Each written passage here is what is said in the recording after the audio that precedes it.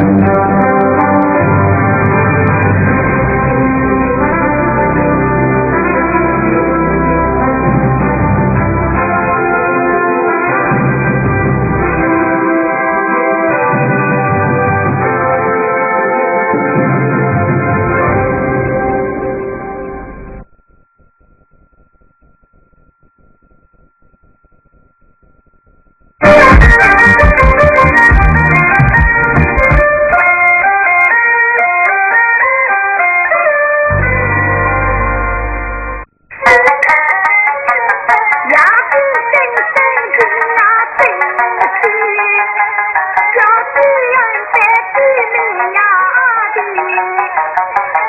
众朋友们，大家好，欢迎收看今天的《绝版赏析》。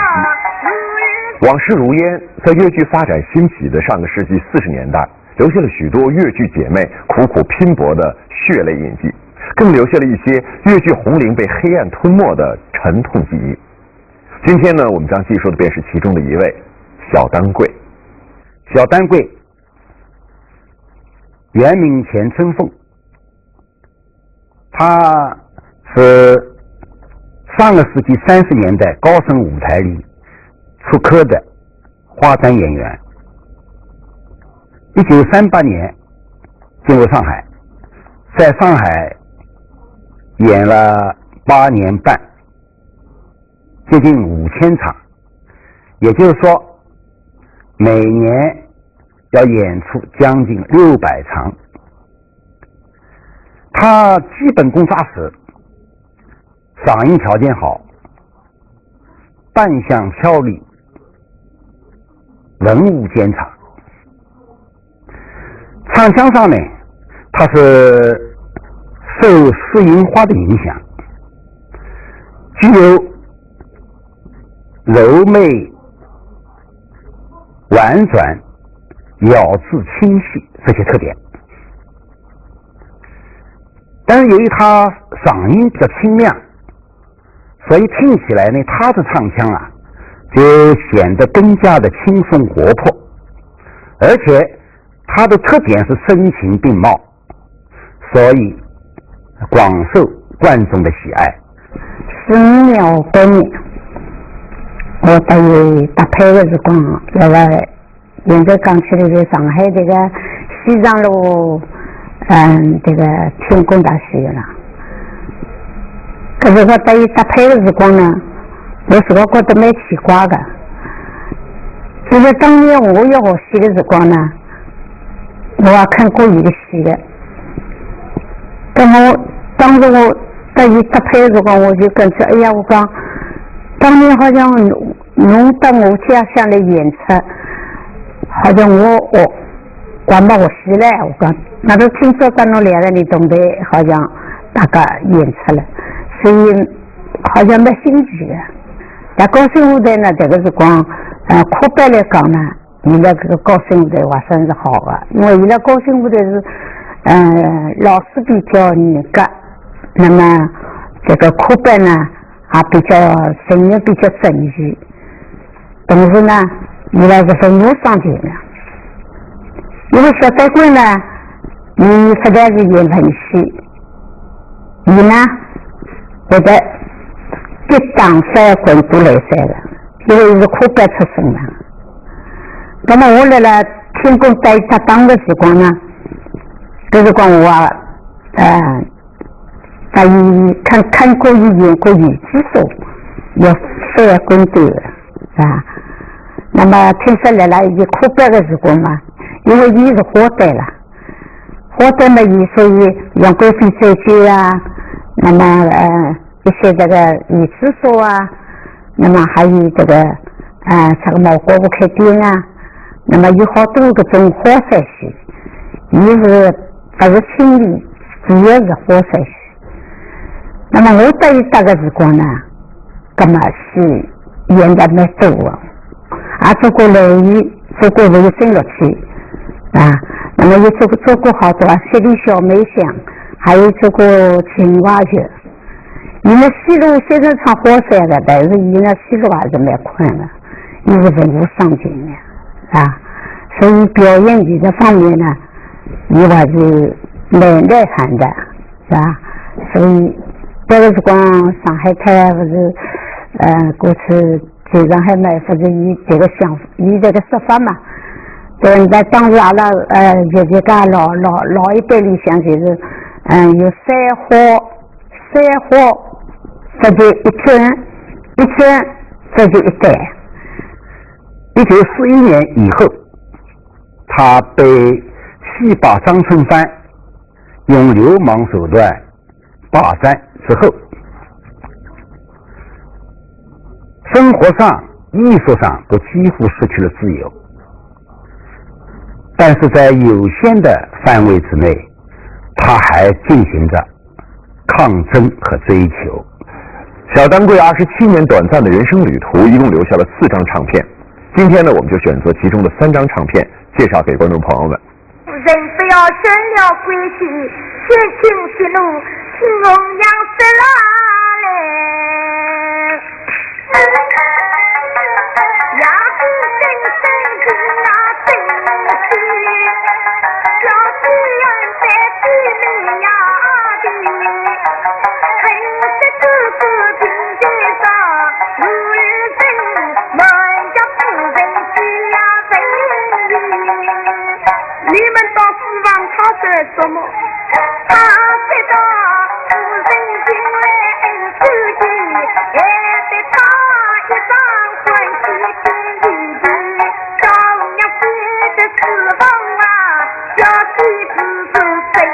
了。哎呀，小弟人他是个女儿家几口一等了一。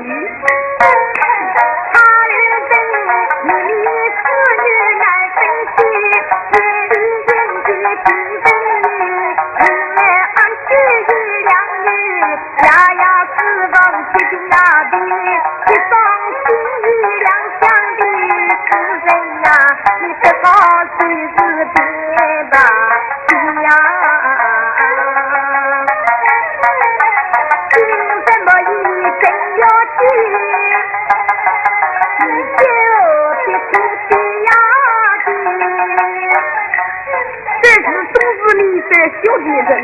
不管上身小弟用娘之事，乃是夫人之事也。小弟人多么自弄自狗，今在生子根本，生而不信，大不可也。当日的定位不阿去，夫人是一定没见你子里，正夜来讲。这兵在人将小弟去拦的，上身去上阴阳里，只为小弟拼毛呀！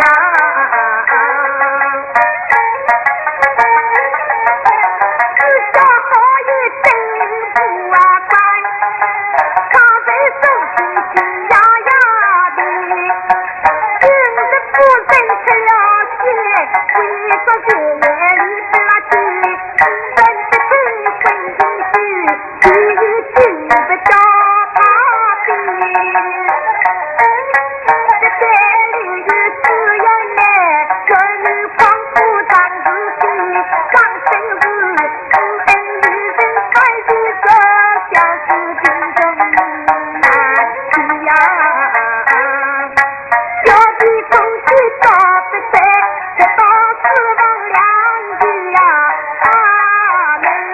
西厢记烤红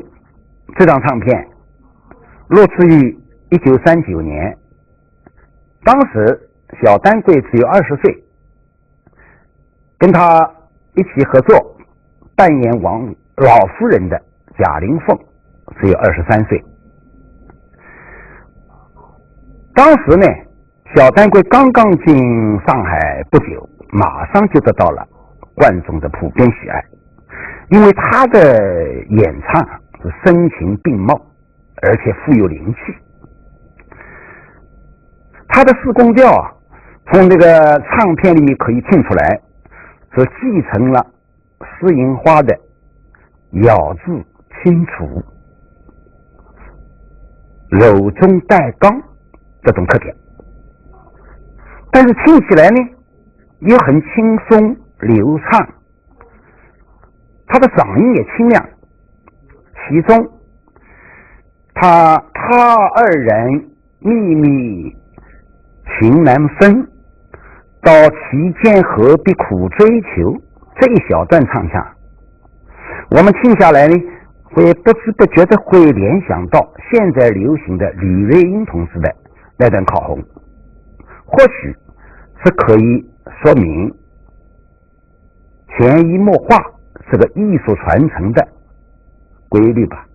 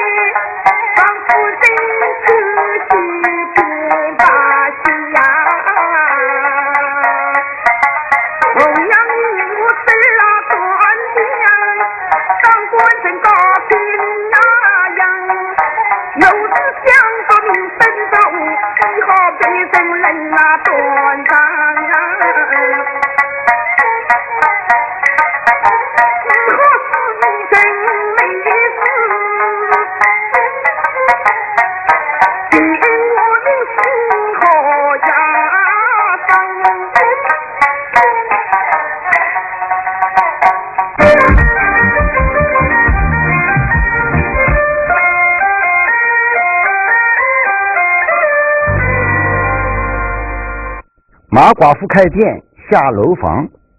这张唱片在当时是蛮轰动的，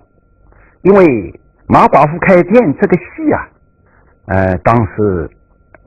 有争议，那么当然看的人也很多，说的是有一个唐朝有个姑娘叫李如花，被迫嫁给一个姓马的，不久呢丈夫死了，那么李如花就成为寡妇，所以叫马寡妇。守寡7年后，她开了一家小店了，有一个书生叫狄仁杰，这个生了病住进了他的客店，那么由此呢产生了一些感情纠葛。那么下面的戏呢这故事啊非常丰富，感情的心理的起伏啊很曲折，是这么一个戏。那么这张唱片呢是刚刚这个李如花下楼房跟狄仁杰相见这么一段，跟烤红相比，这段唱腔呢，开头部分啊节奏稍慢，后来呢才逐步快起来。为什么呢？因为两个人讨论的好像不是爱情，是一个沉重的话题，气氛比较严肃。那么小丹龟呢，这个里面啊，他就较好的把握了人物当时的心理变化和四宫调的韵腔的节奏。马寡妇开店，这其实是含有反封建的内核的那么一个戏。由小丹龟来演，他的演、他的唱、他的声情并茂的特点，受到观众的喜爱，是非常正常的。后来，这个被那个张春帆啊恶意炒作，在广告上面的大弄噱头，那是张春帆的事，跟小丹龟无关。玉兰路中文山，见到高呀。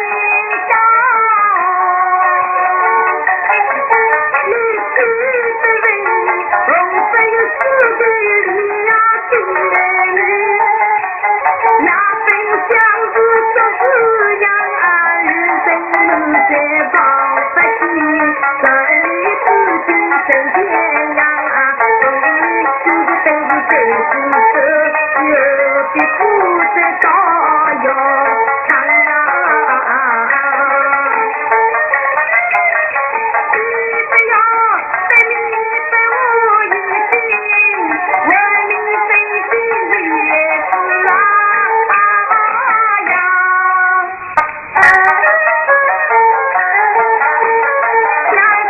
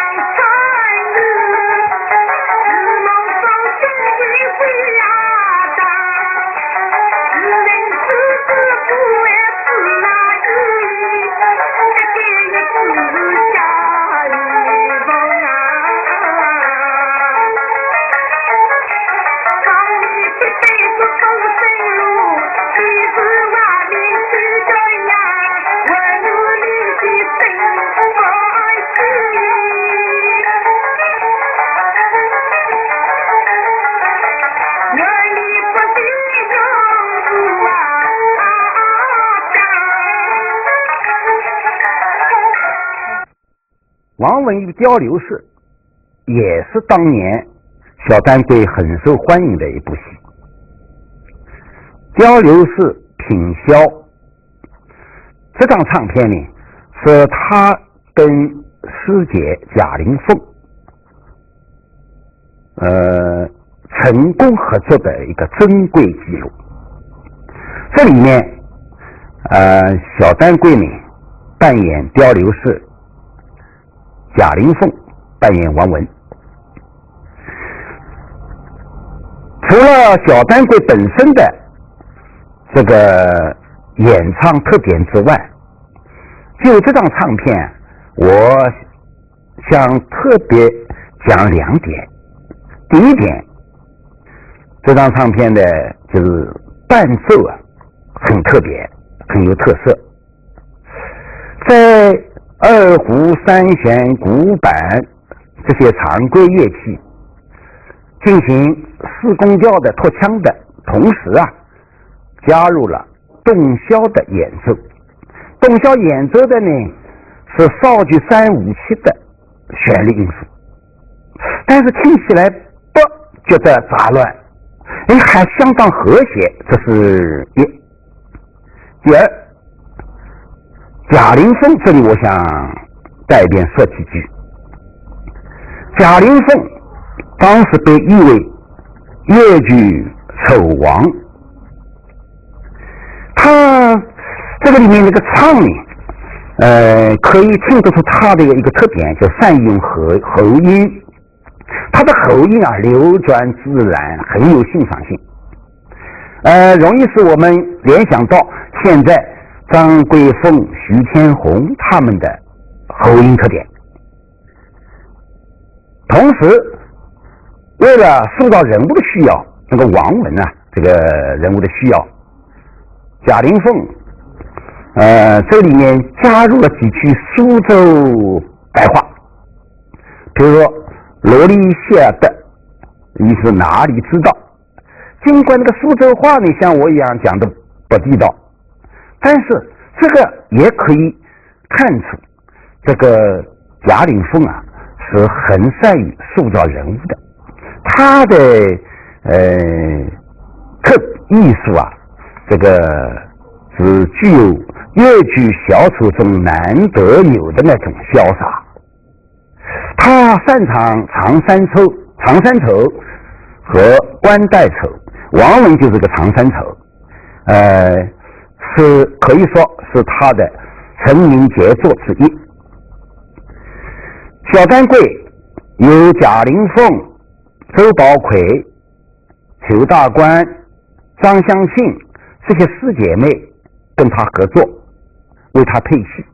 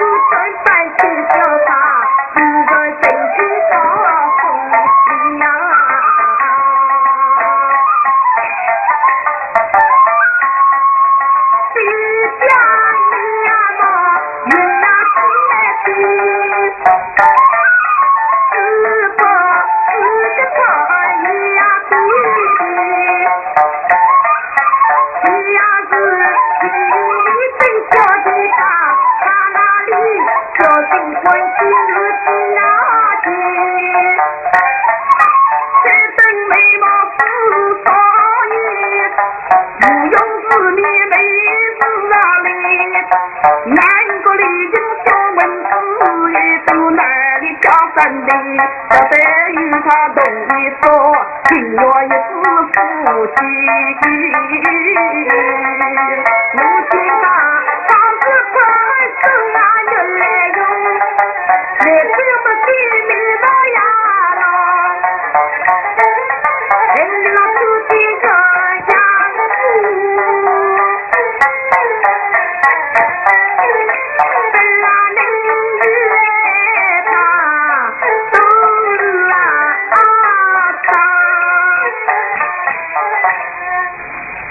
通过几段唱腔，让我们稍稍领略了60多年前小丹桂这位名伶的演唱风采。可以想见，如果不是流氓张春帆的肆意凌辱，他绝对不会走上绝路的。他在艺术上将会有更大的发展的天地。好了，观众朋友们，今天的绝文赏析呢就到这儿了。下次我们将介绍的是另外2位不幸早陨的名伶马章花和芝兰芳，欢迎您收看，再见。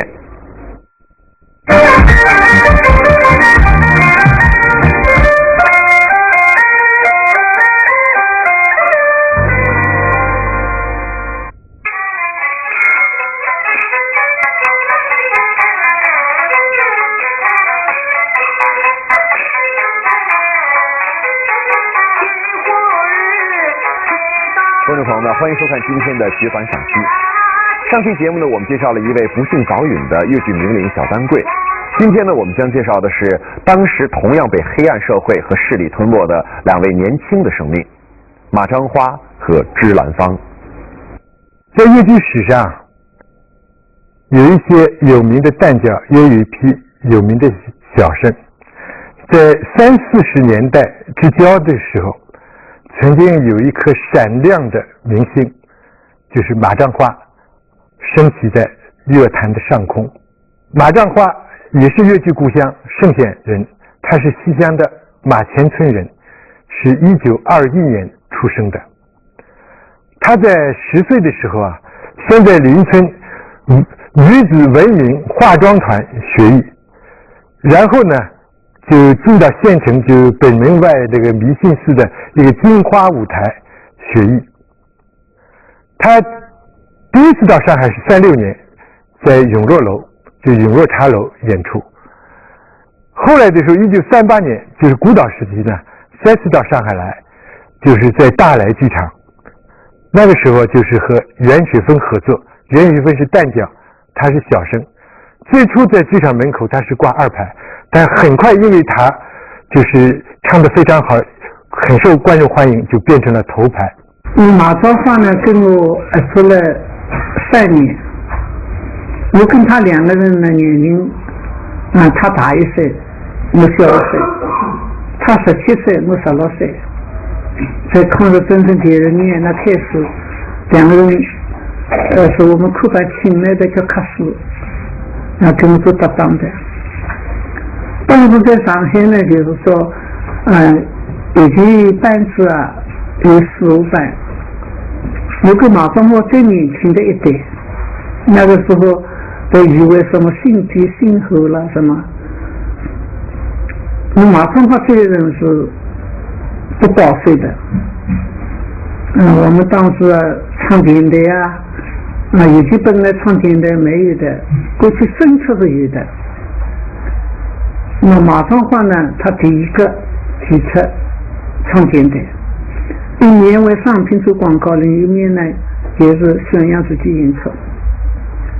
说当时马章华这人生得很漂亮，他也能文能武，扮相也好他那个演书生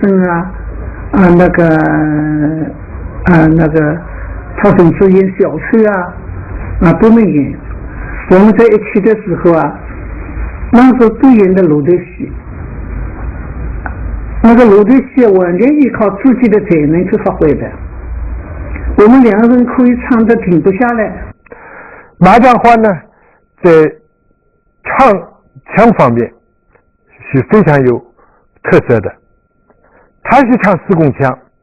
但他唱四宫腔呢，他唱的风格呢是非常的放松，非常的舒展，非常的流畅，吐字很轻松，旋律性很强，而且带着一种真情的实感。马占花曾经留下了2张唱片，一个是士林记他，一个是珍珠塔。我们听听他的唱片就可以感受到他这种独特的风格。他这种独特的风格后来对粤剧的小生当中很有名的一个艺术家就是陆锦花影响很大。我们现在很多粤剧的观众很喜欢陆锦花的唱腔，陆锦花自己就多次讲过，他的唱腔是最初学马占花，受到了马占花的影响的。我们也可以感受到他们在风格上有很多这个相近的地方，有一种承继的关系。在日上下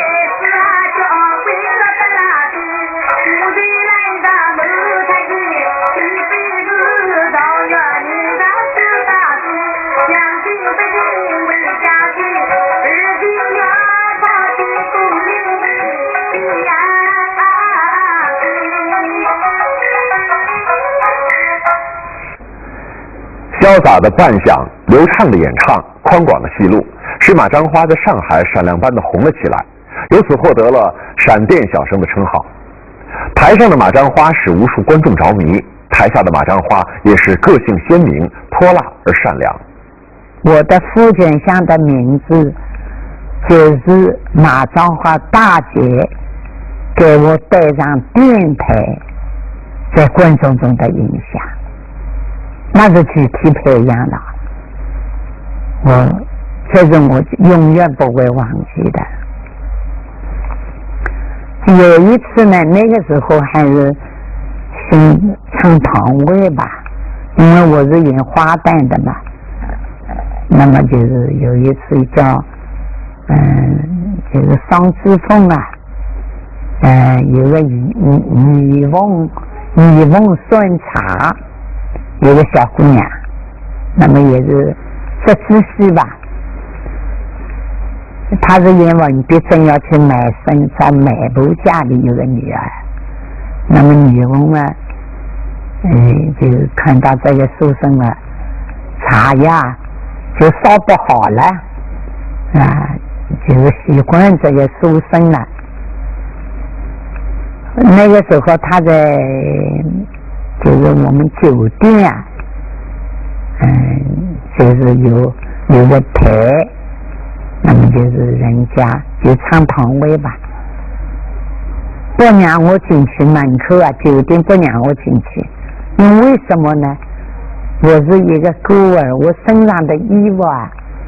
应该讲很旧，就现在讲就是破破烂烂吧。我拿一个化妆小箱子，叫我坐在门口，就是像叫花子一样，不让我进去。后来马上花大姐她怎么走灯有灯没有的，她到门口一看我坐在那里，她说你为什么不能进来？我说他们不让我进来，说我要饭的，说我衣服破。他一起把自己的一件大衣啊，他下来把我披在身上，骂他的狗眼看人低。还有呢，就是我也不能忘记那个时候我肺病啊，父母都走了，被炸来了，但是我已经那时候已经生肺病了。那么我妇女病呢也是比较严重，但是我没有衣服，就是冷啊，也没有钱看医生。你知道我那个时候毕业啊，只有拿11块钱，11块大洋。可是他叫我看医生啊，慷慨解囊给我5块钱，这5块钱应该讲是救命钱。马占花对艺术充满追求，他和袁雪芬志趣相通，两个人一起对传统剧目《梁祝哀史》中的庸俗成分进行了删减，出演了富于新戏系的新戏《衡阳》。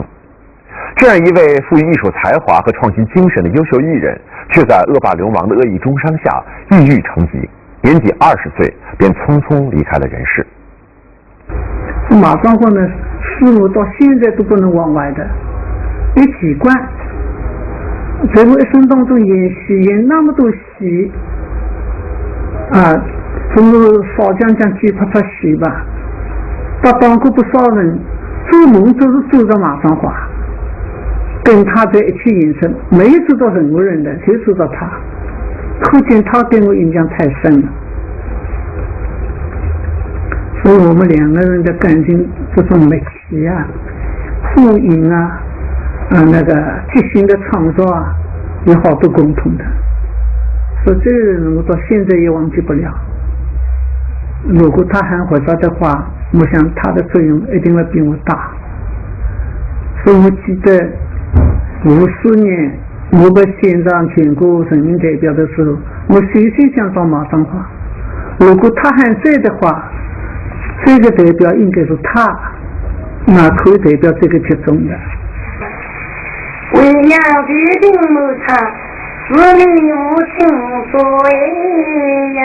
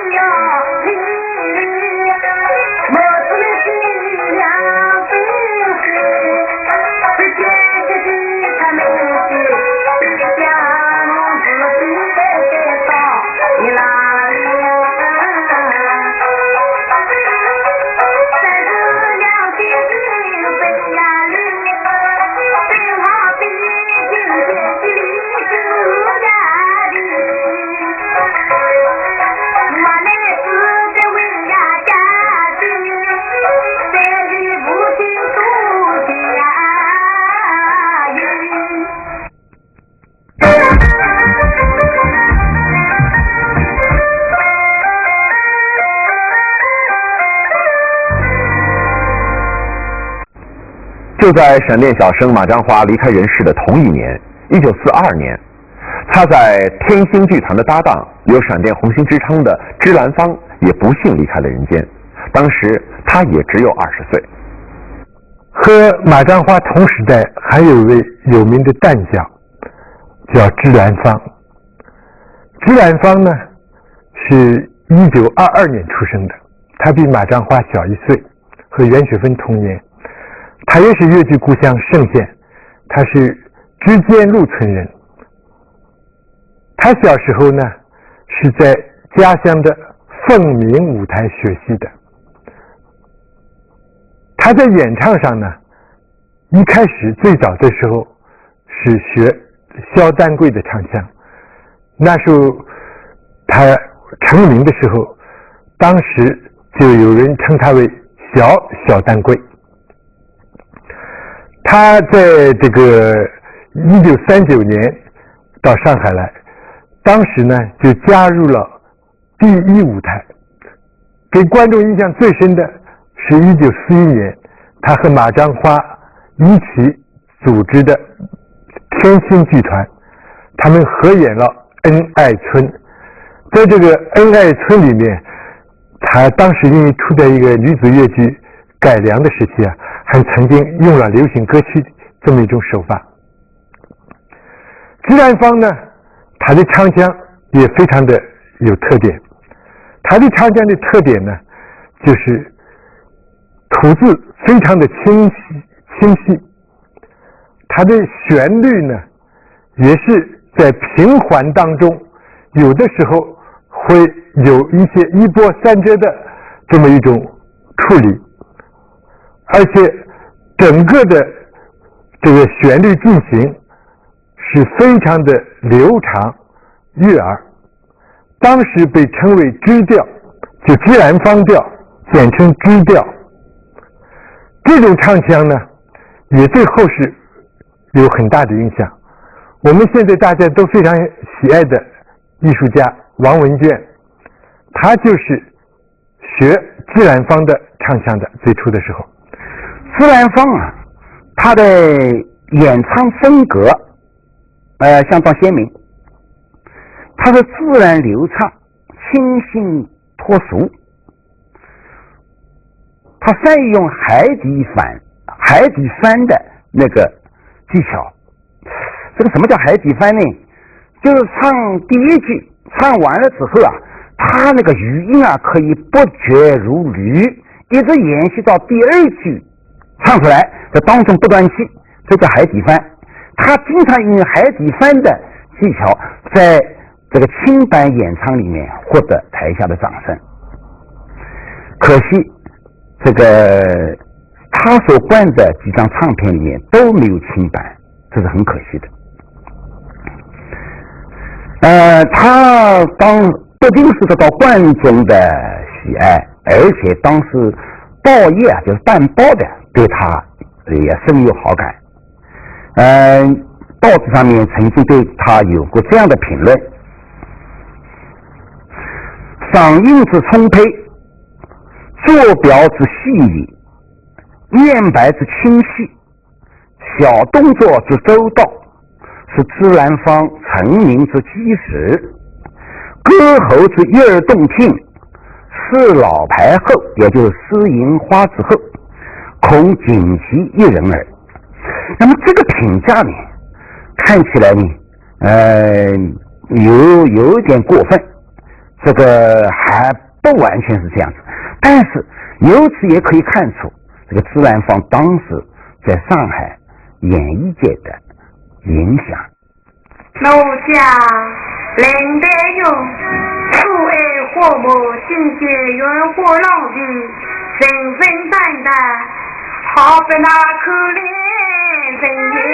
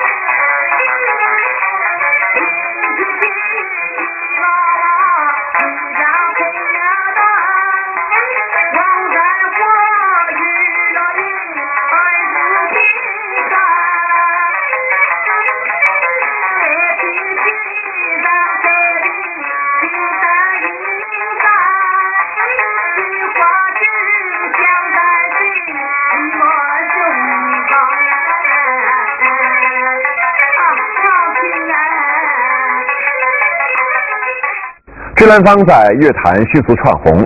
一直有一支足以压千红的说法。当然，这其中有捧场的成分，但它确实具有着一定的实力和影响力。我记得在演两三个祝英台的时候，祝英台来扩领的时候，我就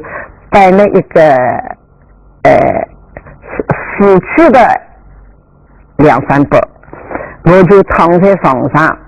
偷偷的在看朱兰芳老师扩领的这一些动作跟感情，甚至于唱腔。那么我记得这个过去演恩爱村的时候，那时观众很多，恩爱村的唱腔呢也关了唱片，那么当时这个戏是确实很红的。那么我呢也偷偷在学，那是施公辽的时期。我记得演西厢记的时候呢，觉得我看了以后觉得蛮新奇的，觉得虽然很简单的啊，我现在想起来了啊，没有那个简单的那个改革，我想也不可能有现在那个复杂的那个布景啊、服装啊、这个音乐呀，觉得都是路啊，都是一步一步走过来的。《红楼梦》黛玉葬花这张唱片，我补充一点，就是为他拉二胡的那个琴师啊，叫邢雪琴。邢雪琴呢，当时是施银花的琴师。施兰芳为了灌唱片，特意到施银花那儿把他借来，请他来为自己拉琴。从这个唱片里面，如果我们对粤剧音乐比较关心的观众可以听出来，这个里面的二胡的演奏的技巧比较高，家话非常的流畅而妥帖。那么为什么呢？因为邢雪琴这个琴师啊，他对京剧、绍剧、豫剧和江南诗府都有很深的造诣，所以他在这个为施银花以及现在为这个施兰芳伴奏的时候啊，他自然而然的加进了许多这个其他这种的因素，但是听上去还是施公调，甚至啊，他可以把这西皮的原句把它用进去，拉哆来发咪拉哆来哆这样的句子，他可以这么放进去，放了2、3次，但是你听起来一点都不感觉生硬。两位个性不同但同样富于天分和追求的闪电新星，都在20岁上黯然陨落，他们都死于流言，死于恶势力的摧残。令人欣慰的是，他们的死加速了袁雪芬等粤剧姐妹的觉醒。好了，观众朋友们，今天的学文赏析节目就到这儿结束了，感谢您的收看。